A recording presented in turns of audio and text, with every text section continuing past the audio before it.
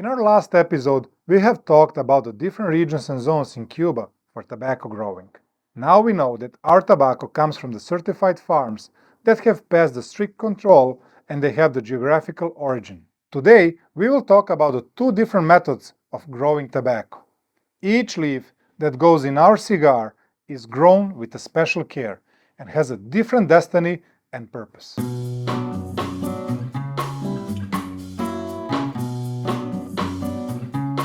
When we talk about tobacco fields, there are two distinct forms of cultivating tobacco: the sun-grown and the shade-grown. First, let's talk about the sun-grown fields. As the name suggests, it's about the tobacco fields that are in the open. More precisely, tobacco that is constantly exposed to the direct influence of the sun and its benefit during its growth. And tobacco that grows on this type of plantation is used for filler and binder. This will be important for our next video, when we will be talking about the composition of Habano cigars and how they are made. Filler is usually made from 3 different leaves, and each leaf has its specific characteristics that are playing the particular role in the cigar blend. And each leaf has a different place on the tobacco plant that will determine his main purpose. So, the tobacco plant is around 2 meters high, and the 3 basic classifications of the plant leaves are: ligero, on the top of the plant, exposed directly to the sun, so nothing blocks the sun to hit the surface of the leaf for the whole day. Seco, in the middle. It still has some sun, but not as much as ligero, because there are some leaves above it. And volado, on the bottom of the plant, that has the shadow most of the day from the upper leaves. Each leaf has a different characteristic and purpose while making a blend. Ligero, full-flavored and slow-burning leaf is influencing the cigar strength and gives that a blend a body. The more ligero in our blend, the more strength and the body cigar has, with a huge variety of rich flavor. Second leaf that is placed in the middle of the plant is seco. Seco is a medium flavored, mainly responsible for the aroma.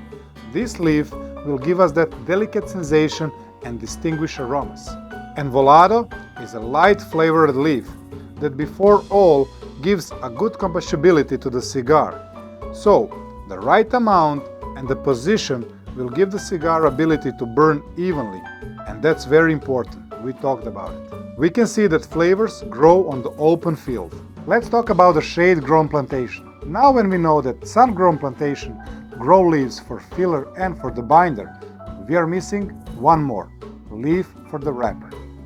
So, shade-grown plantation, as the name suggests, grows tobacco in the shadow. The whole field is covered with a fine, thin muslin cloth that blocks most of the sun, but some rays of the sunlight filter through the cloth. It's also important to say that the heat is trapped under the cloth and the temperature is much higher than on the sun-grown fields.